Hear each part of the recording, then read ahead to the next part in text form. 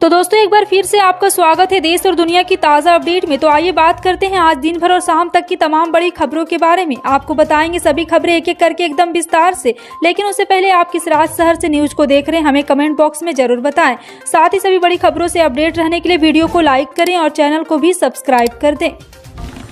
MP में BJP को बड़ा झटका, पूर्व सांसद और प्रदेश मंत्री ने छोड़ी पार्टी। पूरी जानकारी आपको विस्तार से देंगे, वीडियो को अंत तक जरूर देखें। बता दें कि एमपी अब चंद्रशेखर राव की भारत राष्ट्र समिति यानी कि बीआरएस की भी एंट्री हो गई है।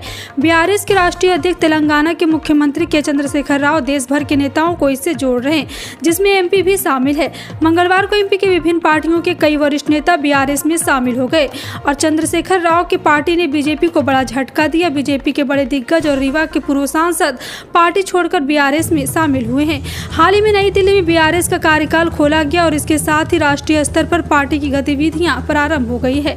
एमपी में इसी साल चुनाव होने हैं और जिसके कारण कांग्रेस और बीजेपी यहां पूरा जोर लगा रही।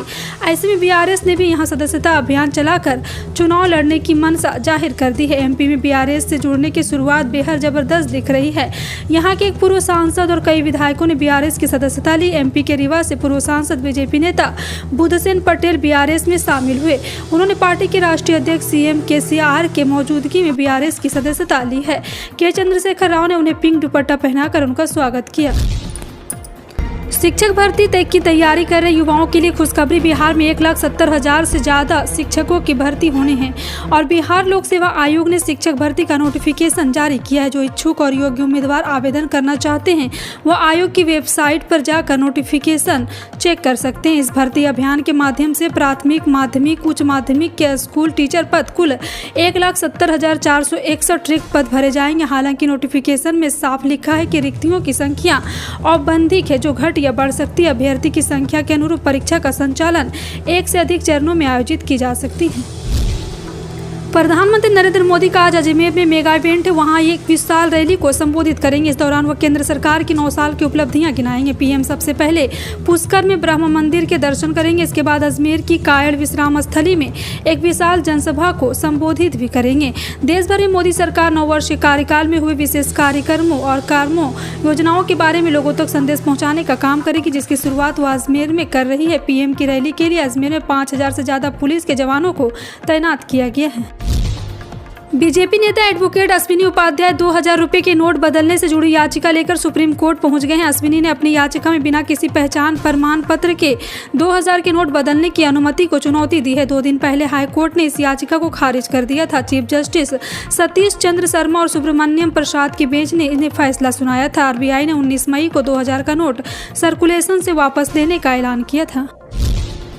गुजरात बोर्ड के 12वीं के छात्रों का इंतजार अब खत्म हो गया है। जनरल स्ट्रीम यानी कि आर्ट्स और कॉमर्स के नतीजे जारी कर दिए गए। वे कैंडिडेट जिन्होंने इस साल की गुजरात बोर्ड की 12वीं की आर्ट्स और कॉमर्स विषय की परीक्षा दी है, वे नतीजे Gujarat secondary and higher secondary board की आधिकारिक वेबसाइट से चेक कर सकते हैं। ऐसा करने के लिए ऑफिशियल वेबसाइट दिया गया है। वाराणसी के ज्ञानवापी विवाद से जुड़े श्रृंगार गौरी केस से जुड़ी एक महत्वपूर्ण खबर सामने आ रही। जानकारी दे दें कि इलाहाबाद हाई कोर्ट श्रृंगार गौरी के नियमित पूजा की मांग वाली याचिका पर फैसला सुनाएगी। इससे पहले 23 दिसंबर 2022 को जस्टिस जे मुनीर की सिंगल बेंच ने दोनों पक्षों की बहस सुनने के बाद सुरक्षित रख लिया था। बता दें कि यह फैसला आज 3:45 बजे हाई कोर्ट के जज जे मुनीर के सिंगल बेंच सुनाएगी। बता दें कि इससे पहले जज वाराणसी के मुस्लिम पक्ष द्वारा दाखिल की गई आपत्ति को खारिज कर दिया था। यूक्रेन द्वारा अपने जापोरिज्जिया परमाणु संयंत्र पर हमले के इनपुट का दावा किए जाने के बाद संयुक्त राष्ट्र संघ भी घबरा गया है, क्योंकि अगर रूस ने इस परमाणु संयंत्र पर हमला किया तो इससे लीक होने वाले रेडियोधर्मी पदार्थों से मानवता को बड़ा खतरा पैदा हो सकता है। इस आशंका के मद्देनजर संयुक्त राष्ट्र के परमाणु प्रमुख ने रूस और यूक्रेन से यूरोप के सबसे बड़े परमाणु ऊर्जा संयंत्र पर किसी भी तरह का हमला नहीं करने के लिए प्रतिबद्ध होने और विनाशकारी घटना के खतरे से बचने के लिए संकल्प लेने का आग्रह किया है। कांग्रेस नेता राहुल गांधी ने सैन फ्रांसिस्को में भारतीय प्रवासियों की एक सभा को दिए संबोधित करते हुए केंद्र की मोदी सरकार पर हमला बोला। राहुल गांधी ने कहा, सरकार ने उनकी भारत जोड़ो यात्रा को रोकने के लिए अपनी पूरी ताकत लगा दी थी, लेकिन कुछ भी काम नहीं आया और यात्रा का प्रभाव बढ़ गया। यही इसलिए हुआ क्योंकि भारत जोड़ो का विचार हर किसी के दिल में है। राहुल गांधी अमेरिका के 3 शहरों के यात्रा के लिए मंगलवार को यहाँ पहुंचे और अमेरिका की अपनी 1 सप्ताह की यात्रा के दौरान राहुल गांधी के भारतीय अमेरिकियों को संबोधित करने और वॉल स्ट्रीट के अधिकारी तथा तथा विश्वविद्यालय के छात्रों के साथ बातचीत करने की भी उम्मीद है। किसानों के एक ताकतवर गुट ने गुरुवार को उत्तर प्रदेश के मुजफ्फरनगर जिले के सोरम कस्बे में एक अहम खाप पंचायत बुलाई, जिसमें देश के कुछ शीर्ष पहलवानों द्वारा चल रहे विरोध प्रदर्शन पर फैसला लिया जाएगा।